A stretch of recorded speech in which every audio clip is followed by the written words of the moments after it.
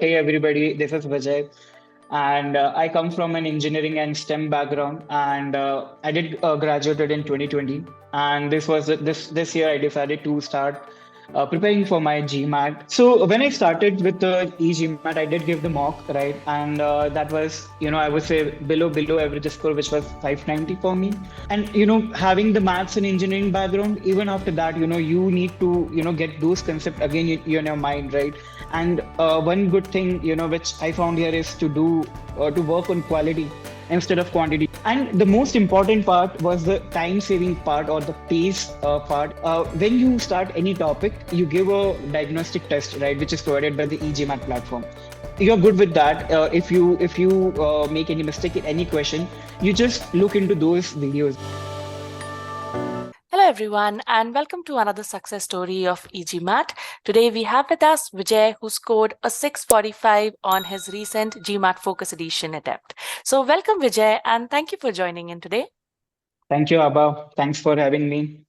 So Vijay, before we deep dive into your GMAT journey, why don't you introduce yourself to our audience out here? Yeah, sure. Hey everybody, this is Vijay, and I come from an engineering and STEM background, and I did graduated in 2020, and this year I decided to start preparing for my GMAT and maybe down the line for MBA. So this is about it, and I did started preparing for GMAT. I think in January 2022. 23, sorry. And then this way, like I did analysis, did so many LinkedIn analysis, like from where people took the GMAT courses, GMAT club. I did went through a lot of review, and then finally I decided to go with the e-GMAT because a couple of things, because a very good review, ratings, and then a budget friendly courses you can get with all the resources. So that's what I chose e-GMAT. Yeah, and we are happy that you decided to go with us, right? Uh, so, Yeah, so Vijay, when you started off with the platform, right, the first thing that you did was create your personalized study plan. So when we look at your yeah, personalized study plan, we understand that your verbal and quants both needed improvement, right? yes, But yeah, when we deep dive into your story, your quants has been the major hero here, right? yeah. With talking about the kind of improvement, because initially you started with a humble score such as a Q45, Q46, and right now in your GFE attempt you actually landed up with a 97th percentile, right? A Yeah, Q89, right? And that's yeah, huge, right? So why don't you talk a little bit about what was your journey in quants, step by step? How did you go about preparing yourself to this success? yeah, sure, why not? So when I started with the e-GMAT, I did give the mock, right? And that was, I would say below average score, which was 590 for me. And I did the analysis, and you guys helped me to create my that study plan, and when to do which topic. And having the maths and engineering background, even after that, you need to get those concepts again in your mind, right? And one good thing, which I found here is to work on quality instead of quantity. We have general concept that in maths you need to practice a lot, right? But after this course, or starting this course, the starting focus, or what I heard from my mentor, Abhay, you were the mentor, and from the videos in the e-GMAT, we need to practice more on the quality part, right? Like the concept, the cementing part. Now coming towards the journey, right, from how I achieved Q44, or from Q44 to Q50, it was all like I started looking, whatever the study plan you guys have provided. I watched all the videos, and in between there was a lot of practice quizzes. And the most important part was the time saving part, or the pace part, is that when you start any topic, you give a diagnostic test, right, which is provided by the e-GMAT platform. You're good with that. If you make any mistake in any question, you just look into those videos, right, and that saves a lot of time. I think, Abba, correct me if I'm wrong, it was around 50 hours for Mm. this, correct? Yes, Yeah. yeah.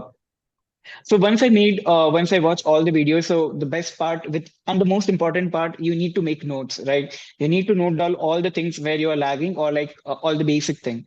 Once you have that, then we have the cementing part, right? Like whatever videos you have watched, cement that, make that concept ingrained in you, right? Mm. So that I did, and apparently I gave quizzes, mixed quizzes, and it was like very, I would say natural and organic to get Q50. Yes, yes. Yeah, And I think your stats also after a point started showing that, you yeah, were there, right? And it was quite predictable that from your stats also that you were going to hit because, you have given both the formats, right? yeah, yeah, You have yeah, given the GMAT current edition as well as the focus edition. And in the current yeah, edition also you got a Q50. But I yeah, think the GMAT focus edition, literally, it was really a great job done where you got yeah, the 97th percentile, right? So once you were done, you broke it down really well. You did the concepts, then you went for the cementing, and the last yeah. stage was where you started doing the test readiness on the Test. mixed quizzes, Yeah, right? yeah, So yeah. let's deep dive about the importance of these stages, right? So when you say stage two, that is the cementing or test readiness stage three, how did they actually add value in your preparation? What was that contribution to you like? That's a really good question, Abha, and I want to emphasize or underscore that thing because you are done with the concept. You have done some basic sets of question, and let's say below medium level question. Now it's the time that you need to focus or like you need to face the real GMAT question. And I would definitely say that the e-GMAT questions, right, like the cementing questions or the practice quizzes, right, are like are like around the GMAT or like more than that the GMAT toughness or like hard level, right? So that's a very important thing. And like the analysis, right? The AI part, I think there is some AI behind your platform, which it says that you are below this much, like basic the percentile thing, and where you need to improve, right? Yeah. So it's not that you just give quizzes, and move on, right? The what you I have learned in the e-GMAT or like through the e-GMAT, like if you're giving 1 hour for the quizzes and the concept part, you need to give 1.5 hour to review those things. Even if the questions are correct, you need to review it because you may have done that question by let's say just ticking it, right, like just marking it as doubt, right, and then you just moved on. But those things were very important. And like about you in the last mile journey, you told me to go to the incorrect questions again, right, over the past 6 7 months, and that helped me to get that level of achievement in the examination. Yeah. Yes, yes. I think you have placed a very valid point that, it's not about just attempting the quiz and aiming for the accuracy. You have to take it as a learning activity, Yes. right? Yeah. Yeah. Yes. Yeah. If you're getting something correct, why are you getting it? If you're getting something incorrect, why are you getting incorrect, right? 100% agree. Yes. So this is a question that often comes into place. Like, you mentioned that, you were taking notes and you were maintaining, right? So what was your mechanism of revision? Did you have something called error logs in your journey, or was it Yeah. notes that you were relying on? I would say it was both. And for me, because error logs were much more helping in case of VA. In case of QA, right? What I used to do is basically I created notes. But if there is a question, I have made it incorrect, not by silly mistake. If there is a new concept or a very new thing I found, I made a section called new concept or just learn this. So I used to write those point or those question number or link I used to save in my error log. So it was combination of both notes and the error log. And Mm. definitely when there was very new concept, I used to maintain them in error log, right? And coming to the silly, making a question wrong by silly mistake, it was I used to note them down, and even if you're not maintaining the error log, in that case you can bookmark the question, and you can anytime there is a bookmark page where you can come sort it out by difficulty, by the chapter or the topic, and then you can again practice them. So that was Yes. my strategy to do that. Okay, great, Yeah. great. And Vijay, now let's talk about, the talk of the town, the DI section, right? Now, Yeah. for someone, who has given IR and DI as well, right? So the first thing that I think many people would want to know is what was the difference in the way that you went ahead on preparation part? Right? Yeah. For the IR, what was the things that you took into consideration while doing the preparation? And for DI, how was it different? Okay, so let's first talk about the GMAT current edition, where we have a section called IR. So my perspective in that scenario when I gave the GC, so FYI, I gave GC first, then GFE, right? Yeah. So when I was preparing for GC, I didn't much underscore the IR part, because I knew if my quant section is strong, IR will have most of the question quant based, and the question which were on the verbal side, I did went through the videos on the e-GMAT platform, definitely, and that was the topic, right? And I didn't, and to be honest, didn't much practice on the IR side because I knew I'll be able to solve at least the cutoff or the benchmark level. Hmm. But Hmm. then when when it was the DI part, all right, when I was preparing for the GMAT Focus edition, uh, you know uh, it is totally different. Like, you need to prepare a lot, you need to watch all the videos which e-GMAT is, or whatever the course is providing. You need to do all the concepts, and then you there is one more twist here. In the GMAT Focus edition, the data sufficiency will not become in the QA part. The Yeah. QA part will all be the numerical or the problem solving base, right? The data or the data sufficiency will come on the DI part. So Yes. you need to be extra precautious, because that's a very major chunk, or hold a very major portion of the weightage. Hmm. And if you mess up with that, your IR section will come down. So that Hmm. was the overall strategy with the DI in the GFE, Okay. GMAT Focus Okay. edition. Yeah. Got it. So the major thing difference that you saw was the in-depth conceptual knowledge that I think you put in Yeah. DI, right? Yeah. In DI, Yeah. you went about doing the MSR, the two-part analysis, the course Yes. itself, right? Whereas Yes. in Yeah. Yeah. IR, you did practice, but you didn't take it as a major section that you would have Yeah. to put too Yeah. much efforts into, right? Correct. Because your quants Yeah. was already sorted by then. Yes. Right. Yeah. Yes. Now let's talk about the mock phase, right? Because mocks itself play a very crucial role. Okay. Agree. Yes. And since you have given the GFE very recently, and people would want to know what is the mock experience, and how do you go about attempting the mocks? What are the strategies? So if you could shed some light on that, I think that would be really helpful here. Yeah, sure. So first thing I want to highlight is that, and that's a very great help I got from you, Abha, and from the GGMAT, that I was bit in hurry to give the mocks. So never ever do that if you haven't done the cementing or the concept ingrained part, right? So you, Abha, suggested me to again go through some revision part. In the last mile program, you told me to cover those concepts because I was a bit down in the VA section. I did that, because before that I given one mock, and I scored a bit low in that scenario. So following that part, I did give the mocks again, and I did scored near the GMAT 700 or like 690, 680 level, right? Yeah. And I would say the mocks are very, very, apt. Whatever, it's like if you're doing mocks very, religiously, you won't be facing any new concept or like a new surprise in the GMAT examination. So that was the part. And once you give the mock, you need to do a thorough analysis for at least 1 or 1.5 days. Where did things went wrong? You need to do this things again, and then you need to give the next mock in a very strategic way. Hmm. So yeah. Yes, yes. I think the interesting part that you really pointed out is, right, first thing, do not rush to the mocks, Yeah. Yeah. right? Yeah, you have to make sure that you are taking the mocks when absolutely ready and in the right mindset as well, Correct. right? Yeah. And that is why I think when you were getting closer to the test, the GMAT Focus Edition, you could start seeing the scores also reflecting that 635, 645 score on the mocks, right? Yeah. Yes. Yeah. So I think it was somewhat little predictable also for you in the actual test, Correct. right? Yes. So Yeah. let's Yeah. talk about your test day experience, Vijay. Right. We'll talk about the GMAT Focus Edition for now, right?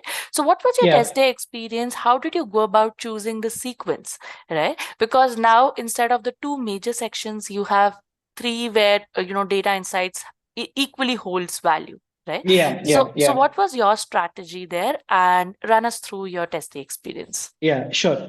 So for me, coming from a STEM or engineering background, verbal being, okay, okay, or like below average, I did choose verbal because you are going to a test, you have a very fresh mind, you haven't done anything before yet. So you give your complete concentration to that part. So I would suggest whoever is going to give the GMAT, choose that section first who you think you are okay, or like you feel a bit low strong on that side, right? So that you will give all your concentration on that. So I choose VA then data insight, because again it's a, even if it's based on the majorly on the QA side, it has some, again, some question based on the verbal side, right? So that's why I chose VA, then DI, then I chose the Quant because it was my strongest part.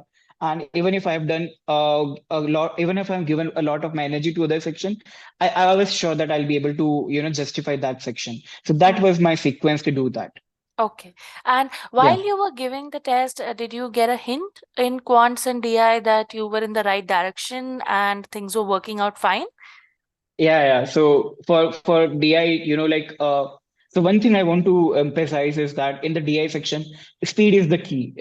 I would say accuracy for sure. It's a very basic principle, but speed is the key. So now in the GMAT Focus edition, you will have an opportunity to go through all the question, and then if you have some time at the end, you can change the answer of three questions. Yep. So and then when you come back to your home and get the report, they will tell you like if you have changed answer, right? They will tell you like how many incorrect questions were changed to correct and how many questions changed from correct to incorrect and vice versa, right? So I would say be very fast in the DI section, and do see like and do you have the bookmark option available in case of GFP, right? So for Mm. me, a good thing in QA was I did change answers of three question, and two were changed from incorrect to correct, and one was from correct to incorrect, Mm. right? So overall, I had only one question wrong in the QA part over from out of all the question I had, but that thing also helped. So that was the key. Yeah. Yeah, yeah. So Vijay, this is a very interesting twist that the GMAT has got, Correct. right? Yeah. That Yeah. going back and you have those three questions that you can actually go back to, right? Yes. So I know for a fact because we have dealing with students day in and day out. So this is a common question that they have in mind, how to decide which is the question that you would want to bookmark and take that leverage, right? So was there a particular strategy? And I also wanted to know how much of an impact does this really have on you, right? Be it psychologically or strategically, what was the impact that it had for you? Yeah, sure. So that's a very good question, and even I was a doubt, even I had some doubt. But when I was giving e-GMAT mock test, they have the same user experience and user interface, almost same, and then you can go back and forth and check this, right? So Mm. through that, I practiced that part, right? So now the first thing is, I would say for the DI part, right, data insight, you need to maintain the speed, right? And if you're seeing that, you have some time at the end, bookmark those question, right? Not all the question. Otherwise, then you will have a lot of question and you will waste a lot of time. Yeah. Bookmark those question which, you think it's you definitely incorrect or you don't know answer at all, right? So then you can come back to those question, and, you can attempt those question again. The second thing which we can do here is, if you have some time at the end, I would say don't bookmark them. I had they will give you a pad and the note, the pen, right? Note those question in your notepad. And, if you have 50% thing in those questions, just go through them and again, resolve them. So that Mm. helped me in case of QA, right? Again, I want to repeat that because I changed answer of two question from incorrect to correct, and that Yep. that helped the score. So that's a very Yes. important thing, I would say. Yeah, Yes, yes. And I think this is a very key thing that everyone wants to understand because the previous correct. GMAT edition did not have this option at all. Agree. Yeah, Right. And so, Vijay, when you look back into your journey now, right? Because I know you're on the other side, you have started with your application process also. yeah, But when you look back in your journey, what would be those few learnings that you have taken and or mistakes that you committed is something that you would want others to avoid? yeah. Yeah, so first thing is, don't focus on quantity, because if you're doing even if 50% of the e-GMAT total question, you're done. Like I didn't reference or like took, any other site, any book, any OG, right? It's more than enough what you have on the platform. The second thing is be consistent, because I had some professional person commitment. I had to take some gaps but that that again backfires, and then you have to start from that scratch, those concept, right? So be consistent. Even if you're doing 5 questions a day, try to maintain those things, and focus on the review part. Even if you're making question correct and you're sure about it, just see the approach, right? Because you will see the approach, how the instructor has solved the question. So Mhm. that will, in those things will come in you, and then you won't be repeating those mistakes again. So that was the three key things I want to highlight. Yeah. Yeah, I think very well put, very well put. Now, Vijay, Yeah. I think, since you have been part of the platform for some time now, right? So what was that one feature that you really enjoyed during your time with us at e-GMAT? So it's not one feature. There are a lot of feature, right? The first thing is the bookmark. The second is the pace, right? In case of QA, you don't, if you're good with the maths concept, right? Like let's say average, right? If you're good with the average, you have those background, and you don't have to go through all the videos. e-GMAT will do that for you. Just give the diagnostic test. Whatever concept you're lagging, those video will be visible, and go through them. And those you are good with that, just don't go through, and they will be disabled, or it will be like grayed out. And if you just want to see the notes, they will give you definitely notes at the end of summary section, where you can go through the ppt and just maintain the notes. So that was the most important time saving part for me. Yeah. Yeah. And I think that really worked out for you because, like you mentioned, right, the 50 hours is very much a Yes. high Yeah. duration when we look into overall. For someone, 50 hours is almost like, for some people, it's 1.5 months when we look into Agree. the, Yeah. right, for a Yeah. working professional, right? So, Vijay, I think I would like to take this opportunity to really thank you for coming online today and sharing your insights and your journey. Because with GFE being a very new phase and people still wanting to know what it is all about, how it is different, I think the key insights that you shared would really help people out there, right? Yeah, and thank you so much for the course and for the mentoring, Ava. Yes. Thanks. It was really fun working with you, and I wish you all the best for your applications and the next phase. Yeah. Thank Thank you you. so much. Bye.